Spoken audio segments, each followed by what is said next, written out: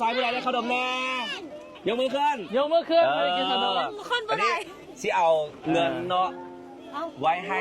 น้องๆซื้อปื้มซื้อสอดเดี๋ยวเอาเรียนแห่งมาเด้อเอาบักล่าเอาไปโอ้อันนี้สิเอาไว้ถุงไม้บอกซื้อถุงไม้บอกให้แม่เอาซื้อถุงไม้ให้เด้ออะ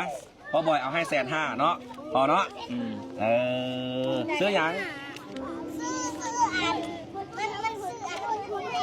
ซื้อผู้ไปได้ละบัดนี้ฮะเอาไปเลยคนละใบได้เมื่อไหร่ได้แล้วเยอะยางเอาไปข้างหน้าเลยได้แล้วบอกไปเลยยังไปคนละใบคนละใบเอามาข้างหน้าเลยนี่เอาไปยัดไปเลยอย่าแซงคิวเด้ออย่าแซงคิวไปเข้าแถวทั้งหลังจับแถวไว้ต่อแถวถึงไหนทุกคนไหนเป็นภาพบรรยากาศที่ว่าดีใจสุดๆเลยที่ว่าได้เลี้ยงขนมน้องๆและการเอาเงินให้เนาะไปซื้อขนมอีกเด้อคนละ50 บาทบ่ได้ทุกคนบ่ได้เนาะ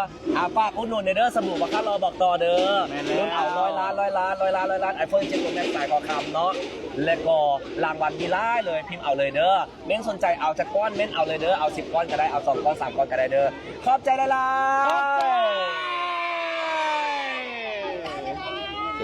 ไปเป็นแค่ใครบางคน